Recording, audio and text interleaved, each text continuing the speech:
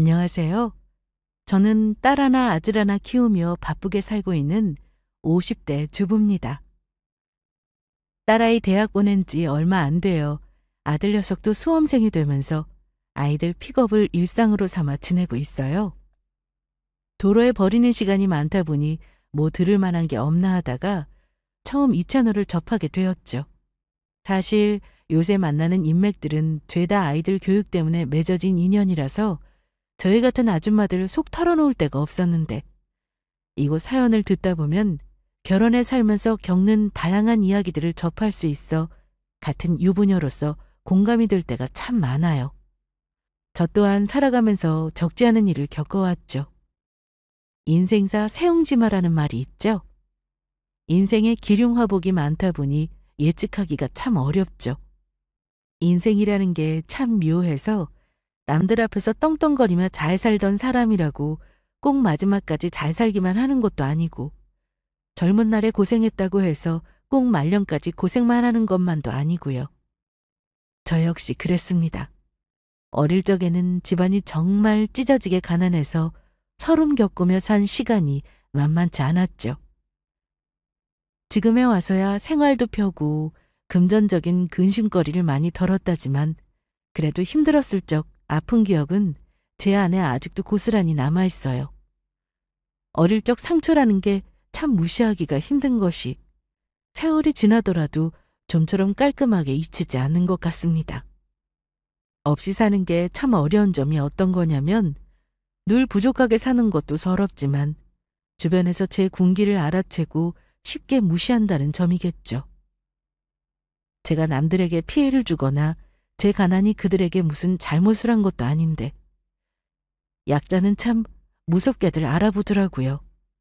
돈 없고 백 없으니 함부로 대해도 뒤탈이 없을 거라 생각해서인지 어릴 적에는 질 안 좋은 애들한테 괴롭힘을 당하는 경우도 종종 있었습니다. 제 고등학교 동창이었던 이영미라는 친구 역시 마찬가지였어요. 편의상 친구라는 단어를 붙이기는 했습니다만 진심으로 친구라고 생각한 적은 단 한 번도 없는 사람이네요. 걔네 집은 소위 좀 산다는 집안이었습니다. 제가 학교를 다녔던 곳이 지방의 한 소도시인데 이영민의 집은 그 지역에서 책방을 크게 하던 집안이었습니다. 말이 책방이지 인근 학교의 참고서나 문제집, 교재 등 대형 납품이 가능한 규모의 서점은 당시 그 지역에서 그곳밖에 없었기 때문에 사실상 근처 상권을 독점하고 있다고 해도 과언이 아니었습니다. 그러다 보니 이영미의 부모님들도 그 지역에서 힘께나 쓴다는 사람들이었고 학교 위원이니 시의원이니 5만 가지 직함으로 여기저기 참 잘도 들쑤시고 다녔습니다. 저희 집은 뭐 그런 집 따님이랑은 생전 어울리고 다닐 일이 없는 찢어지게 가난한 집이었고요. 사실 집안 배경 때문에 하도 유명해서 초등학교 때부터 걔가 누구인지는 알고 있었지만 서로 같은 반이 되거나 하는 접점도 없었기 때문에 말 한마디 해본 적이 없었습니다.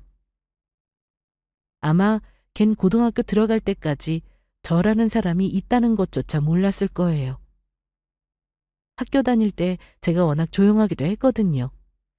사실 원래 성격 자체는 마냥 조용하지만은 않은데 집안 환경도 그렇고 못된 애들한테 치는 일도 몇 번 겪다 보니 그저 있는 듯 없는 듯 존재감 없이 지내는 것이 저 같은 애들한테는 나름의 생존 방식이라는 것을 터득하게 되었습니다. 저와 어울리던 아이들도 환경이나 성향이 저와 거의 비슷했고요. 아무래도 부모님들 인맥이 그렇다 보니 자식들도 비슷한 집안 아이들끼리 모이게 되는 건 어쩔 수가 없었습니다. 제가 사교성이라도 있었으면 좀 다른 환경의 아이들과 어울릴 수 있었을지도 모르겠으나 저도 그때는 사춘기여서 그런지 좀 있는 집 친구들한테는 괜한 자격지심에 더 다가가기가 힘들었어요. 굳이 그런 이유가 아니라고 할지라도 한눈에 보기에도 하고 다니거나 쓰는 거나 차이가 확연한데 그런 건 애들도 바로 알아차리거든요.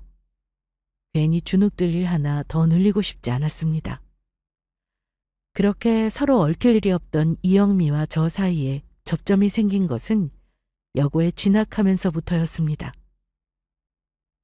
새로 입학한 고등학교 1학년에 같은 반이 되었거든요. 학교에서도 영향력이 꽤 세서 입김을 행사하던 제 부모를 믿고 그랬는지는 몰라도 이영미는 꽤나 설치고 돌아다니는 타입이었습니다. 사실 지금이야 좀 다르지만 제 나이 때에는 공부 잘하는 애들이 반장을 했거든요. 그런데 전교에서 유일하게 공부 못하는데 반장 자리를 빼놓지 않고 꿰차는 애가 바로 이영미였습니다. 저 같은 성격의 사람이야 이해할 수 없지만 이영미는 온 세상 사람들이 자기한테 관심을 가져야 직성이 풀리는 한마디로 여왕벌 타입이었습니다. 공부는 지지리도 못하는데 어디든 노는 자리에는 빠져서는 안 되고 감투가 될 만한 일이면 꼭 제 손에 쥐어야 성이 풀리는 성격이었습니다. 저야 당연히 고등학교 진학해서도 그저 조용히 무사하게 졸업하는 것만이 목표였는데 문제는 반장 선거 때부터였습니다. 새 학기가 되었으니 반장을 뽑아야 하는데 추천할 사람이 있나? 당연히 이영미 패거리로부터 이영미의 이름이 나오게 되었죠. 거기까지는 충분히 예상 가능한 범위였습니다. 그런데 이영미 패거리의 다른 친구 입에서 뜻밖에도 제 이름이 나오게 된 거죠. 애초에 그런 자리 원치도 않았고 이영미가 있으니 제가 반장이 되는 일은 없겠으나 반장 다음으로 표를 많이 받은 사람은 자동으로 부반장이었어요. 아무리 부반장이라고 해도 아무것도 맞지 않는 것보다는 이래저래 신경 쓸 것도 많고 교내 행사가 있을 때 은근히 부모님이 돈 쓰실 일도 종종 있었습니다. 당장 입에 풀칠하는 것도 힘든 저희 집 입장에서 그 누구도 반기지 않을 자리였어요. 당황한 제가 곧장 거부 의사를 밝혔으나 고작 후보가 이영미와 저 둘뿐이었기에 기각되었습니다. 그렇게 제 의사와 전혀 상관이 없는 반장 자리에 입후보하게 되었고 결과는 뻔했죠. 반가워 진영아. 앞으로 1년간 반장과 부반장으로서 잘해보자. 의기양양한 기세로 제게 악수를 청하는 이영미를 바라보며 속이 답답해졌습니다. 왜 그동안 일면식도 없었던 나를 원하지도 않은 감투까지 씌워가며 부반장으로 만들었는지 모를 일이었으나 이내 이 소식을 부모님께 어떻게 전해야 하나 너무 걱정이 되어서 그 일도 어영부영 넘기고 말았죠. 우리 딸이 공부도 잘하고 똑똑하니까 반장을 시켜주려고 그랬나 보다. 아버지가 필요한 일 있으면 어떻게든 해줄 테니까 너무 걱정 마. 그래도 부반장이면 학교 행사면 이것저것 신경 쓸 것들이 많을 텐데 우리 형편에 그럴 수 있을지 걱정이다.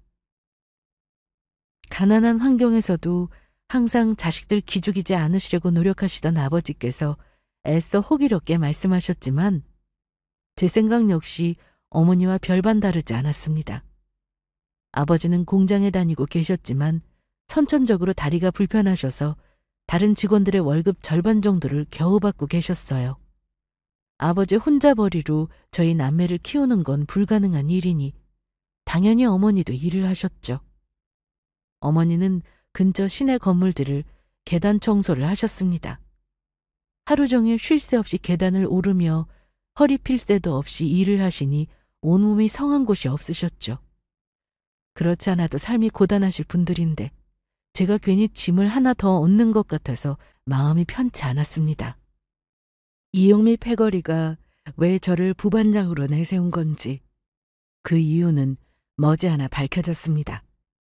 담임선생님께서 학교 행사 동의서 받은 문제로 반장인 이영미와 부반장인 저를 찾으셨는데 그때 또 어디로 놀러간 모양인지 이영미가 보이질 않았습니다. 그 패거리 역시 마찬가지였죠. 하는 수 없이 혼자서 반 아이들한테 동의서를 받았는데 아무래도 제 성격이 사교적이지도 않고 친하지 않은 애들이 대부분이라서 동의서를 전부 받아내는데 애를 먹었어요. 그러고 한참 있다 교실로 돌아온 이영미에게 이런 일이 있었다고 담임선생님이 찾으셨다는 얘기를 했더니 대뜸 이러는 거예요. 그래서 동의서 다 못 거뒀어? 아니, 다 받았어. 그럼 됐네. 너 없어도 부반장이 잘해주니까 참 잘됐다. 앞으로도 잘 부탁해? 그런 일이 그 이후로도 여러 번 반복되었습니다. 이쯤 되니 눈치를 못 채면 바보인 거였죠. 그러니까 이영미는 반장이라는 보기 좋은 감투는 쓰고 싶었지만 반장으로서 해야 할 귀찮은 일들은 죄다 제 앞으로 몰아버린 겁니다. 중학교 때까지는 이영미와 같은 반인 적은 없었지만 가끔 이영미와 같은 반 부반장이 저희 반에 놀러와서 제 친구에게 이영미 욕을 하는 건 들어본 적 있었거든요. 이영미가 반장으로 할 일을 안 해서 부반장인 자기가 손해본다며 선생님께 일러서 혼난 적이 있다고요. 그 애 역시 이영미만큼은 아니지만 집안이 어느 정도 사는 애였어요. 그런 애가 부반장이 되어서 척을 져 곤란해진 적이 있으니 공부는 잘해서 담임 선생님이 태클 걸지 않을 만한 말 잘 들으면서 일이 시끄러워질 일은 없는, 저같이 가난하고 뒷배가 없는 애가 부려먹기에는 딱이라고 판단한 모양이었습니다. 가뜩이나 되고 싶지도 않았던 부반장 자리인데 반장이 해야 할 일까지 다 해야 하는 곤란한 입장이 되고 나니 정말 학교 다니기가 싫더라고요. 굳이 이런 감도 바란 적도 없고 그런데 신경 쓸 여유도 없었습니다. 가난한 집안의 자식이 돌파구가 될 수 있는 방법이 뭐가 있었겠어요? 그저 공부 잘해서 출세하는 것뿐이었죠. 문제 하나 풀기에도 아쉬운 시간에 온갖 허드렛 일을 다 맡아 하고 있자니 당연하게 이영미에게 반감이 들 수밖에 없었습니다. 그럼에도 불구하고 이영미 앞에서 당당하기 힘든 입장이었습니다. 처음에 언급했듯이 당시에는 반장, 부반장 집안에서 학교 행사 때마다 부담해야 할 것들이 적지 않았어요. 그럴 때마다 마치 자기가 모든 걸 다 이해한다는 표정으로 이영미는 제 자존심을 짓밟아댔습니다. 너무 걱정하지 마. 그건 우리 부모님이 부담해 주실 거야. 네가 원해서 부반장이 된 것도 아닌데 내가 그 정도는 해야지. 내가 너희 집 사정을 건너서 들은 게 좀 있거든. 그동안 네가 얼마나 마음을 졸였겠어? 돈 문제는 걱정하지 말고 우리 그동안 하던 대로 잘해보자. 앞으로도 잘 부탁해? 그러니까 돈 낼 일이 있으면 가난한 너희 집에는 그럴 여력이 없을 테니 제 노동력과 본인 부모님이 대신 내주시는 돈을 퉁치자. 뭐 그런 얘기였습니다. 그러니 제 입장에서 부당한 부분이 있다 하더라도 이영미에게 쉽게 문제를 제기하기가 어려웠죠. 같은 동급생 입장에서 제 치부나 마찬가지인 집안 가난까지 들먹이면서 대가성 제한을 받는 것이 어린 마음에 너무나 수치스러웠으나 제가 자존심 한번 굽히면 저희 부모님 곤란해지실 일 한번 막을 수 있을 테니 참을 수밖에 없었습니다. 지금 와서 생각해보면 이영미도 어릴 때인데 어쩜 그렇게 영악하고 못돼 먹었는지 혀를 내두르게 됩니다. 어릴 적부터 저보다 못 가진 사람들 약점을 귀신같이 틀어지고 이용해 먹는데 천성이 그렇게 못돼 처먹은 건지 부모를 보고 배운 건지는 모를 일이죠. 그렇게 끔찍한 1년은 더디게만 흘러갔습니다. 무엇보다 가장 괴로웠던 건 일 마치시고 퇴근하시는 엄마와 함께 집으로 돌아가다 그걸 이영미 패거리가 목격했을 때였어요. 평소에는 엄마가 엄마 일하시는 곳에는 절대 못 오게 하는데 며칠 전에 몸살을 크게 앓으시고도 더는 일을 미룰 수 없어 또다시 청소일을 나가신 엄마가 너무 걱정이 되었어요. 공부한다고 대신 청소를 해드리지는 못하더라도 끝나고 청소 장비라도 대신 들어드릴 요량으로 간만에 엄마 마중을 나간 거였는데 하필이면 그게 딱 이영미 패거리 눈에 든 거죠. 우리 진영이 정말 효녀더라. 나 같으면 청소부 옷 입고 있는 사람한테 엄마 소리 하면서 곁에 못 갈 것 같은데 우리 진영이는 엄마 청소 도구까지 들어드리더라고. 얼마나 착한 딸이야? 우리 반이 진짜 부반장 하나는 잘 뽑았다니까? 온 교실이 쩌렁쩌렁 울리도록 칭찬을 빙자해 저를 망신주는 이영미 말을 들으며 그 패거리들이 낄낄거리더군요. 지금 같았으면 청소일하는 게 뭐 어떠냐며 열심히 일하셔서 정당하게 돈 버시는 엄마가 자랑스럽다고 대거리라도 해주었을 텐데 그때는 저도 어렸잖아요. 엄마가 청소일 하시는 것까지 같은 반 친구들 모두에게 이렇게 공개적으로 알리고 싶지는 않았어요. 저도 모르게 창피해서 새빨개진 얼굴을 차마 들지 못하고 있으니 제 친구들이 걱정을 하면서도 혹시 저도 당할까 싶어 차마 말리지는 못하더군요.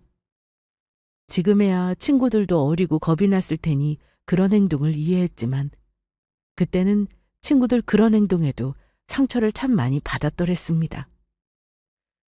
도대체 이영미가 왜 저한테 그렇게까지 했는가 모르겠어요. 저 대신 귀찮은 일 해줄 사람이 필요했으면 차라리 그냥 일이나 하게 두던가. 그렇게까지 악의적으로 괴롭혀야 할 이유까지는 없잖아요. 그 이전에 이영미와 접점이 있었다면 또 모르겠는데 그런 것도 아니었습니다. 제대로 한번 마주칠 일도 없었으니까요. 하도 이영미한테 시달리다 보니 한 번은 차라리 이영미한테 고분고분하게 굴어서 눈밖에 나지 않게 굴어야 하나 하고 생각하다가도 내가 뭘 잘못한 게 있다고 그렇게까지 해야 하나 싶어 부하가 치밀어 올랐어요. 집안에 돈 좀 있다는 거 빼면 성적이나 교우 관계나 무얼 보아도 제가 이영미에게 꿀릴 만한 것이 없었습니다. 같은 동급생 처지에 한 사람은 돈으로 살살 긁으며 사람을 부려먹고 또 한 사람은 괴롭힘 당하는 걸 알면서도 아무런 대응도 할 수 없었습니다. 그저 돈 있는 부모 만나지 못했다는 이유 하나만으로 말이죠. 그렇게 남몰래 눈물 훔칠 일이 많았던 17의 겨울이 지나자 드디어 이영미로부터 해방될 수 있었습니다. 이영미와 반이 갈라지기만을 1년 내내 기도했던 저로서는 그보다 더 큰 선물이 없었습니다. 저 지긋지긋한 면상 안 볼 생각을 하니 숨이 좀 트이는 것 같았어요. 정작 이영미는 한 해 잘 부려먹은 저를 더 우려먹지 못하게 된 게 못마땅해 보였으나 그거야 제 할 바 아니죠. 이 더러운 악연이 더 이어질 일이 없기만을 바라고 또 바랐습니다. 근처에 있을 때는 그렇게 사람 살살 긁어대며 못살게 굴더니 몸이 멀어지니 관심도 떨어진 모양인지 다른 반으로 갈라진 저를 이영미가 굳이 찾아오는 일은 없었습니다. 그 못돼 먹은 성미에 저 말고도 다른 괴롭힐 대상을 찾아낸 거였겠지만요. 다행히도 졸업할 때까지 다시 이영미와 같은 반이 되는 일은 없었습니다. 저는 그 이후로 부반장은커녕 이전보다도 더 과묵하고 조용하게 지내며 이 지긋지긋한 고등학교 생활이 끝나기만을 기다렸어요. 이 악물고 공부한 보람이 아주 없는 건 아니었던 건지 저는 바라던 대로 수도권의 명문대에 장학생으로 입학할 수 있게 되었습니다. 처음 합격 통지를 받았던 날 부모님과 얼싸안고 얼마나 울었는지 몰라요. 제 대학 합격은 저 혼자서 이뤄낸 게 아니었습니다. 온 가족이 가난 속에서도 절망하지 않고 각자의 역할에 최선을 다했기에 가능한 일이었죠.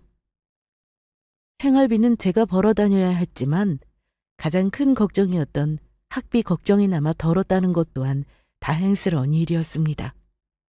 이대로 학교 잘 마치고 좋은 직장 구해서 더는 부모님 힘든 일 안 하시게 할 수 있다는 생각에 진심으로 기뻤습니다. 이영미를 마지막으로 본 건 고등학교 졸업식에서였어요. 공부라곤 안 하던 이영미가 좋은 대학 합격 못할 거라는 거야 당연히 예상했지만 그래도 명색이 지역에서 가장 큰 서점 딸내미인데 자식 대학 안 보낼 순 없는 모양이었던지 곧 재수 때문에 기숙학원에 들어간다는 소리는 건너 들었습니다. 졸업식에 온 이영미 얼굴이 꼭 똥 씹은 표정이었습니다. 그 표정을 보니 속이 좀 시원해지는 것 같더라고요. 제 이름은 교문에 명문대 입학한 학우들과 함께 플랜카드에 떡하니 올라 있었으니까요. 저가 잘나서 있는 집에 태어난 것도 아닌 주제에 그렇게 나를 돈 없다고 괄시하더니 졸업식에서 저희 둘의 모습이 판이하게 달랐다는 것에 속으로는 묘한 승리감까지 느낄 정도였습니다. 일하시느라 항상 허름한 차림이시던 부모님께서도 그날만큼은 제 기죽이만 안 된다고 신경 써서 입고 오셔서 온 가족의 얼굴이 훤했어요. 그동안은 혹시나 우연이라도 이영미를 마주칠 것 같으면 일부러 먼 길을 빙 둘러서라도 피하곤 했습니다. 저도 모르게 고등학교 내내 저를 주눅들게 만든 장본인이었으니까요. 하지만 이날만큼은 심술이 난 표정으로 제 쪽을 째려보는 이영미의 시선을 피하지 않았습니다. 상황은 이영미와 같이 다니던 애들도 비슷했어요. 맨날 뭉쳐다니며 소란이나 피우고 공부를 게을리 했는데 잘 되는 게 더 이상할 일이었습니다. 보아라. 네가 아무리 무시해도 나는 내 할 일을 제대로 하며 너보다 훨씬 잘 되었다고 소리라도 치고 싶은 심정이었습니다. 그렇게 저 짜증나는 면상 다시 볼 일 없길 바라며 제 고교 시절이 마무리되었어요. 그러고 대학에 입학해서는 정말 정신없이 살았습니다. 학비는 해결했어도 생활비는 벌어서 써야 했기 때문에 학업에 과외까지 학교 다니는 내내 눈코 뜰 새 없이 바빴습니다. 그 바쁜 사이에도 사랑은 싹 터서 같은 학교에 재학 중이던 남편과 연애를 시작했죠. 사실 남편 집안이 부유한 편이라서 처음에는 되게 호감을 보이던 남편은 은근히 피했습니다.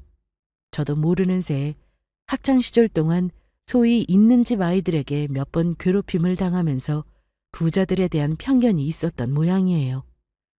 괜히 나중에 저 혼자서 상처받을 일 만들고 싶지 않아 자격지심을 부렸지만 성격에 어디 한 군데 꼬인 데 없이 늘 자상하게 제 마음을 달래주는 남편에게 결국 넘어가고 말았습니다. 졸업 후 직장에 다니면서 부모님 집도 더 좋은 곳으로 이사시켜드리고 나니 이제는 더 이상 가난 때문에 서러울 일이 없을 거라는 생각에 가슴에서 뭔가가 북받쳐 오르는 것 같더라고요. 고맙게도 동생들도 성실히 공부해 주어서 좋은 학교에 진학하고 저희가 열심히 벌어 부모님도 더 이상 몸에 무리 가는 일은 하시지 않으니 그것만으로도 감사했습니다. 영영 벗어날 수 없을 것처럼 느껴졌던 가난이었는데 어려움 속에서도 꿋꿋하게 한결같이 열심히 살았더니 이런 좋은 날도 오는구나 싶어 감개무량했습니다. 그동안 부족한 부모 밑에서 크면서 우리 큰딸이 정말 많이 고생했지? 네 마음 아빠가 모르지 않아. 우리 진영이한테는 아빠 엄마가 늘 미안하고 또 고맙다. 귀하디귀한 우리 딸. 시집가서도 강서방이랑 시댁 어른들께 사랑 듬뿍 받으며 살아야 한다. 집안 살림이 어느 정도 피고 난 후 시집가기 전날 친정 아버지께서 해주신 말씀을 듣고 얼마나 울었는지 몰라요. 아버지라고 아픈 몸으로 태어나고 싶어 그리 태어나신 게 아니셨을 텐데 그 모진 세월 견디고 저희를 이만큼 키워주신 것만으로도 몸둘 바를 모르게 감사했습니다. 결혼하고 나서 연달아 딸아이와 아들 녀석을 출산하면서 정신없이 바쁜 나날이 이어졌습니다. 사실 제가 저희 친정 건사한다고 30이 넘어 결혼을 했거든요. 지금이야 30 넘어 결혼하는 거 아무것도 아니지만 제가 결혼할 당시의 사회 분위기를 생각했을 때 남편과 시댁에서 제 배려를 많이 해주신 셈입니다. 이른 나이가 아니었기 때문에 혹시나 아이가 금방 생기지 않으면 어떡하나 걱정했던 것이 무색하게 건강한 아이들이 낳아주어 양가 모두의 기쁨이 되어주었어요. 아이들 키우는 게 정말 보통 일이 아니었습니다. 자식 낳아 키우는 모든 부모님들 다들 정말 대단하세요.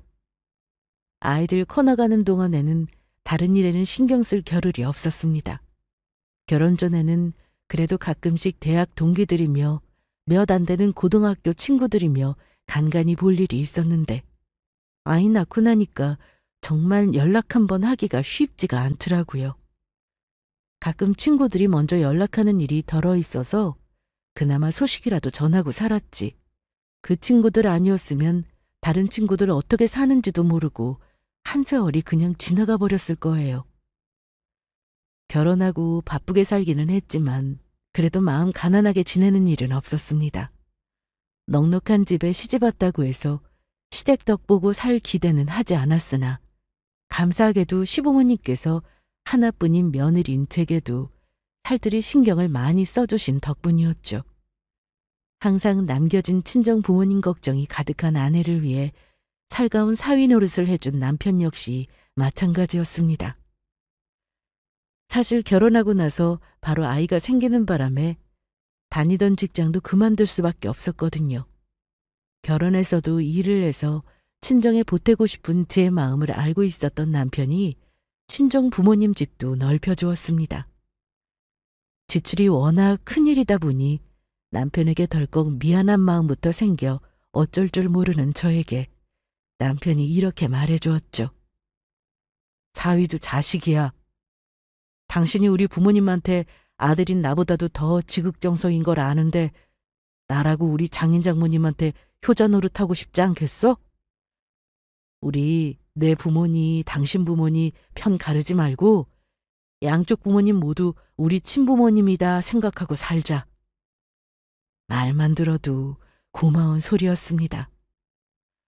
아무리 넉넉한 집안이라고 해도 있는 사람들이 더한 경우도 수두룩한데 절이하는 게 결코 쉬운 일이 아니라는 건 저도 잘 알고 있었어요. 내가 어쩌다 이렇게 좋은 사람을 남편으로 맞이한 걸까 감사하고 또 감사했습니다. 이 감사한 마음만큼 남편과 시부모님께 더 잘해야지 생각하며 제 나름대로는 최선을 다하며 살았습니다. 그렇게 안락한 남편 품속에서 좋은 세월을 보내다 보니 어느덧 아이들도 제 앞가림할 정도로는 자랐어요. 작년에 큰아이가 저희 부부 모교 대학에 입학하면서 두 아이 모두 입시 준비 시킬 때보다는 약간 여유가 생겼죠. 여전히 고3 아들을 둔 입장이지만 또래답지 않게 의젓한 아들 녀석에게 손갈 일이 적어지면서 갑작스럽게 삶의 여유라는 게 생겼습니다. 놀던 것도 놀던 사람이나 잘 노는 거지. 늘상 바쁘게 살다가 시간이 비니까 뭘 해야 할지 모르겠더라고요. 참 미안한 말씀입니다만 이렇게 시간 여유가 생기니 그제야 그간 나 사는 거 바쁘다며 제대로 연락 못한 친구들 생각이 나더라고요. 인간이 이렇게 자기중심적인 동물입니다. 나 여유 생겼다고 먼저 연락하는 게 민망했지만 여유가 생겼는데도 연락 안 하는 건 더 나쁜 거겠지 생각하며 서서히 친구들과도 자주 연락을 주고받기 시작했습니다. 그래도 못 보고 산 지가 얼마인데 이제 와서 동창회 나가기도 명구스럽지. 얘는 결혼해서 사는 여자들 사정이 다 거기서 거기지. 너만 안 오는 것도 아니고 다들 나오다 안 나오다 하는 애들도 있고 수십 년 만에 나오는 애들도 있고 그래. 네가 유별난 거 아니니까 그런 거 신경 쓸 거 없어. 그래, 이번엔 남편 동반도 가능하니까 정 혼자 나오기 민망하면 신랑이랑 같이 나오든가. 나도 이번엔 우리 신랑 옆에 끼고 가려고. 그동안은 동창회 참석한 적이 없어서 몰랐는데 다들 결혼해 가정을 이룰 나이가 되어서인지 동창회임에도 부부 동반으로 많이 진행됐다고 하더라고요. 저희 남편이야 성격 서글서글하니 처음 보는 사람들과도 곧잘 어울리는 사람이니 제가 다소 민망할지라도 곁에 있으면 도움이 되겠다 싶었습니다. 얘기를 꺼냈더니 남편도 반가워했어요. 당신 한 번도 그런 데 가자는 소리를 안 하더니 웬일이야? 나야 같이 가자고 하면 고맙지. 대학이야 같이 나왔어도 당신 고등학교 때 친구들도 거의 본 적 없고 나도 은근히 궁금한 거 많았다고. 그냥 조용하고 별거 없었다니까 참. 한껏 너스레를 떠는 남편 모습에 좀 민망하긴 했지만 선뜻 함께 가주겠다는 남편 말에 기분은 나쁘지 않더라고요. 남들 보기에는 그저 평범한 아저씨이지만 저한테 있어서는 가장 힘이 되는 사람인 탓에 동창들에게 처음 남편을 소개한다고 생각하니 좀 긴장도 되었고요. 그렇게 다소 싱숭생숭한 기분으로 며칠을 더 보내고 드디어 동창회 당일이 되었습니다. 여보 어쩌지? 지금 회사에서 급하게 이슈가 터져서 나 한두 시간 정도 걸릴 것 같은데? 당연히 일이 먼저지. 뭐 그런 걸 신경을 써. 당신 와이프 당신 없다고 동창회도 못 가는 반편이 아니니까 걱정 마셔요. 그래도 이런 날 남편이 딱 에스코트해서 들어가야 우리 사모님 기가 팍 사는 건데. 미안해 여보. 진짜 괜찮다니까. 일 다 보고 천천히 와.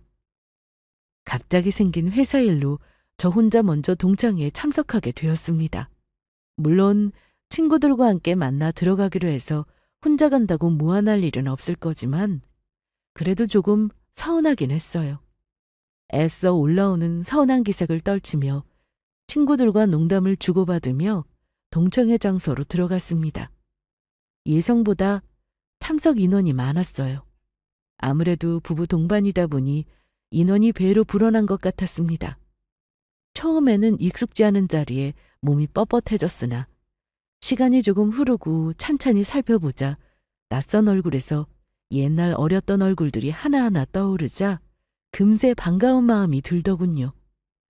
학교 다닐 때 아주 친하게 지내지는 않았더라도 아는 얼굴들을 다시 보게 되자 그때 그 시절이 떠올라 그런지 친근하게 대화를 나눌 수 있었습니다. 그렇게 오랜만에 보는 얼굴들에 서로 안부를 주고받으며 사는 이야기를 나누고 있자니 이 자리에 참석하길 잘했다는 생각이 들더라고요. 걔는 안 보이네? 누구? 왜 걔 있잖아. 우리 학교 다닐 때 어지간히 설치고 다녔던 애. 맞다. 이영미. 실로 오랜만에 듣는 이름이었습니다. 한때는 그 애 때문에 아침에 일어나는 게 끔찍했던 때가 있었는데 어떻게 이렇게 까맣게 존재가 지워질 수 있는지 신기할 지경이었습니다. 그만큼 제가 그 시절의 어두운 기억으로부터 벗어나 있었다는 거겠죠. 다시 떠올려도 이영미에 대한 기억만큼은 추억이라고 하기 어렵더군요. 동창회 참석을 고려할 때 이영미가 나올 수도 있다는 생각을 당연히 했어야 하는데 정말 생각도 못하고 있었습니다. 과연 양반은 아닌 모양인지 입구 쪽이 시끌벅적하더니 웬 중년 부부가 팔짱을 끼고 들어왔습니다. 나이가 먹고 살이 좀 많이 찌기는 했지만 분명 이영미였어요. 어머, 얘, 너 그새 살 많이 쪘네? 어이, 너도 왔구나. 등장부터 떠들썩한 게 나되게 좋아하는 성격은 여전한 것 같았습니다. 동창이라고 굳이 따로 인사를 하고 싶은 생각도 들지 않아서 저희 테이블 쪽으로 돌아서려는데 저를 알아본 모양인지 이영미가 저를 불러 세우더라고요. 어머, 너도 왔어? 너 부반장 맞지?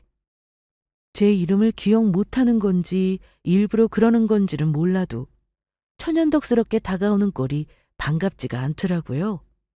그래도 동창이라고 나왔는데 먼저 건 인사를 모른 척 할 수는 없어 내키지 않은 발걸음을 돌렸습니다. 그래, 맞아. 오랜만이네. 세상에, 너 이게 얼마만이니? 사는 게 아무리 바빠도 그렇지 이렇게 얼굴 보여주는 게 어려울 일이야? 뭐 반가운 사이라고 호들갑을 떨고 있는 게 여전하다 싶었어요. 대충 응대하고 돌아가려고 하는데 무슨 바람이 불었는지 이영미가 저를 붙잡고 놓아주질 않았습니다. 그러고 보니 너 사는 거 좀 어떠니? 우리 학교 다닐 때 네가 정말 고생 많이 했잖아. 너희 엄마 청소부 옷 입고 가는 거 보던 게 엊그제 같은데 그때 네가 막 청소도구도 같이 날라주고 그랬잖아. 참 효녀였어 우리 진영이. 저조차도 저희 엄마가 청소를 하셨던 게 이제는 어릴 적 희미한 기억으로 남아있는데 뭐가 그렇게 신이 나는지 떠벌대는 모습에 인상이 절로 찌푸려졌습니다. 그 와중에 제 이름을 분명히 기억하고 부르는 걸 보면 처음에 기억이 날 듯 말 듯 하다는 태도도 일부러 저를 긁으려고 한 행동이 분명했어요. 사람 참 쉽게 바뀌질 않습니다. 하지만 저도 나이 허투루 먹은 건 아니었어요. 그랬지. 우리 엄마가 그렇게 열심히 일하셔서 날 잘 키워주셨으니 평생 감사하는 마음으로 잘 모시며 살고 있어. 좋게 봐줘서 고맙다.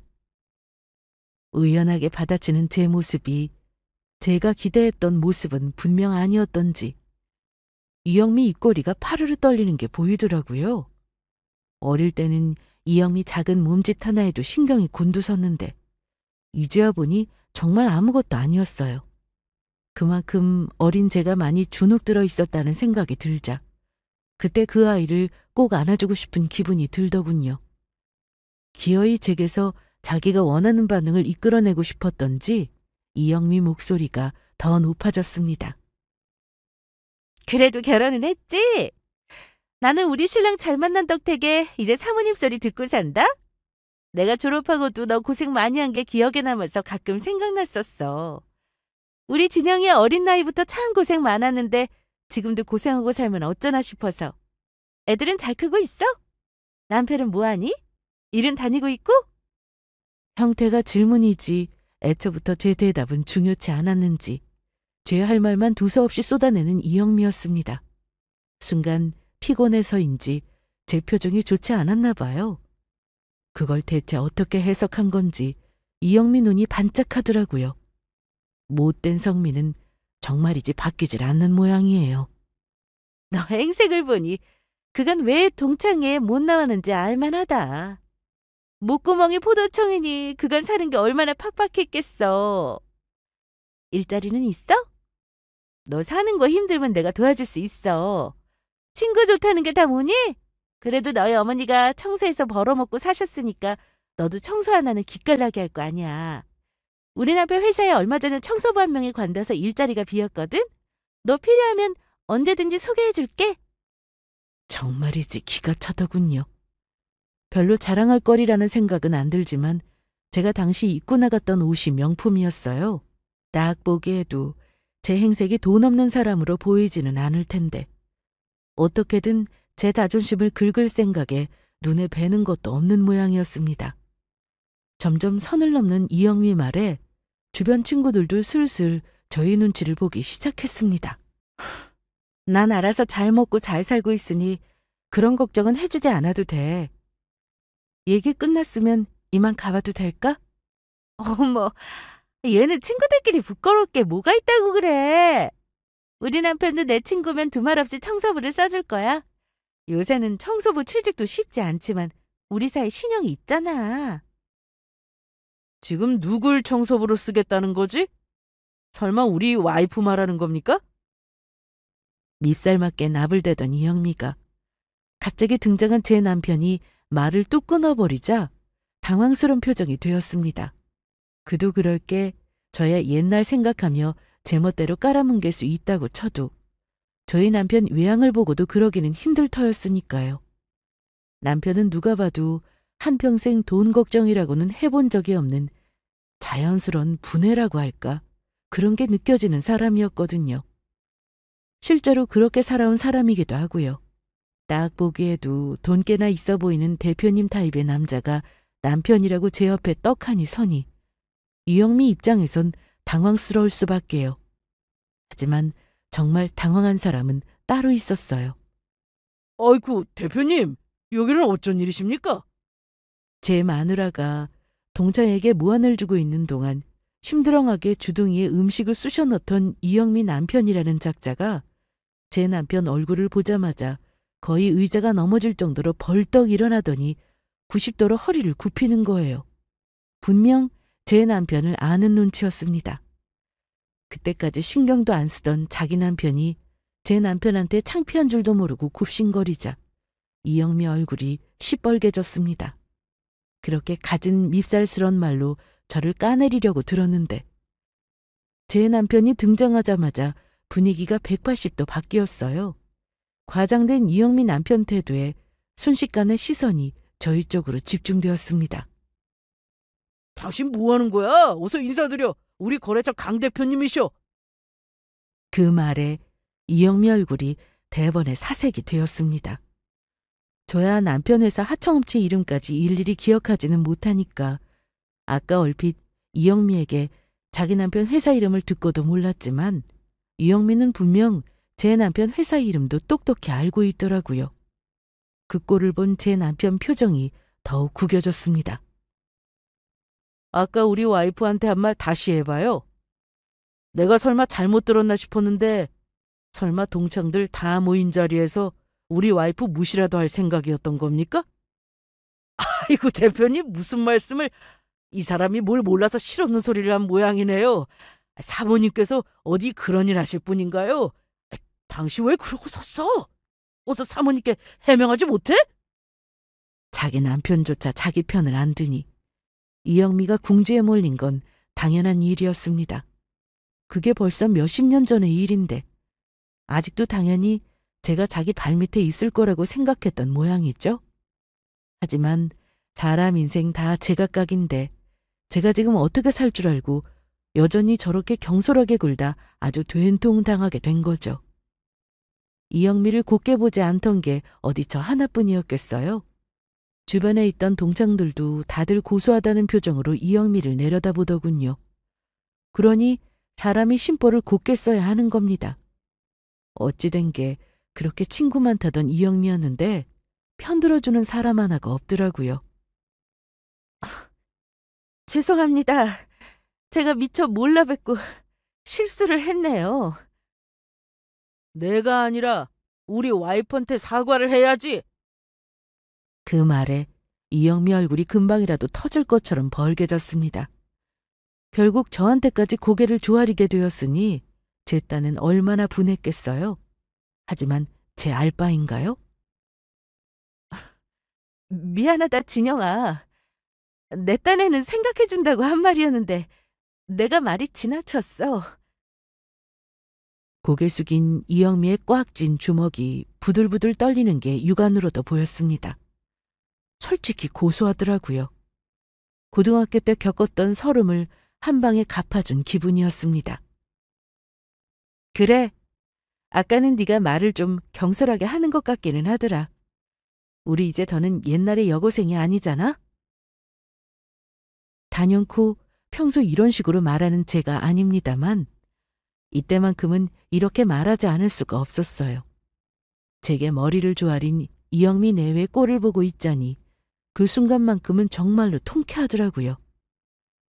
제 말이 끝나자마자 그 둘이 고개를 숙이고 있든지 말든지 제 어깨를 감싸는 남편이 동창들을 둘러보며 말했습니다. 안녕하세요. 한진영이 남편입니다. 그동안 사는 게 바빠 인사도 제대로 못 드렸네요. 오늘은 저희가 한턱 내고 싶은데 결례가 되지 않는다면 대접해드려도 될까요? 남편을 향해 동창들 환호성이 쏟아졌습니다. 그럴수록 이영미 꼴이 더욱 초라해질 뿐이었죠. 절대 갑인 저희 남편이 자리를 뜨지 않았으니 차마 먼저 일어나지도 못하고 구석에 처박혀 술만 들이부는 이영미 꼴을 보자니 사람이 참 우습더라고요. 그러하게 동창의 자리를 잘 마치고 차에 오르자마자 남편이 버럭 소리를 지르더군요. 그 자식, 그거 평소에도 일처리 똑바로 안 하고 지저분하게 굴어서 그만 하찮 끊어버릴까 싶었는데 감히 당신을 그따위로 대? 내일 출근하자마자 그놈 회사부터 정리해야겠어. 그래도 사업인데 그렇게 갑자기 그래도 돼? 나 아까 당신이 대신 화내준 덕에 이미 마음속에 맺힌 거 싹 풀렸어. 그렇게까지 안 해도 돼. 아니야. 당신 일 아니어도 거기 부실업체였어. 그동안은 하도 굽신대길래 정신 좀 차릴까 싶어서 좀 두고 봤는데 내외가 하는 꼴을 보니 개과천선하긴 그런 종자들이야. 더 두고 볼 것도 없어. 남편이 한다면 하는 사람이거든요. 다음날 정말로 단박에 구쪽하고 거래를 정리했더라고요. 솔직히 이영미 그 지랄맞은 성격에 찾아와서 난동이라도 부리는 거 아닌가 싶어 속으로 조금 뜨끔했습니다. 그러고 일주일도 채 지나지 않아 이영미가 정말로 제 앞에 나타나기는 했습니다. 진영아, 제발 나 좀 살려줘. 이러다가 우리 남편 회사 진짜로 망해. 제일 큰 거래처였는데 이렇게 한순간에 거리를 끊어버리면 우리 같은 영세한 사업자는 정말로 못 버텨. 내가 네 옆에서 이렇게 빌게. 내가 그때 너한테 정말 크게 실수했어. 학교 다닐 때에도 나 때문에 서운한 거 많았지? 내가 살면서 너한테 잘못했던 거 두고두고 갚으면서 살 테니까 제발 강 대표님한테 거래 좀 다시 터달라고 말 좀 전해줘. 그렇게 세상 무서울 것 없이 굴더니 제 앞에서 무릎 꿇고 손이 발이 되도록 싹싹 비는 이영미 모습을 보고 있자니 속이 시원한 것도 잠시 좀 씁쓸한 기분까지 들더라고요. 이렇게 별 볼 일 없는 사람에게 상처받아 주눅들었던 어린 제가 가엾기도 하면서 저렇게 비는 모습을 보면서도 별 감흥이 없는 걸 보니 이영미가 제게 그 정도의 가치도 없는 인간이 되었다는 것이 실감나기도 했습니다. 저는 있는 그대로의 사실만 냉정하게 이야기했어요. 뭔가 대단히 큰 착각을 하고 있는 모양인데 나한테 네가 그런 수고로운 짓까지 할 정도로 의미 있는 사람이 못 돼. 내 남편 하는 일에 평소에 이러쿵저러쿵 하는 편도 아니고 내 남편이 너희 남편 업체와 거래를 끊었다면 사업적으로 그럴 만한 타당한 이유가 분명히 있었을 거야.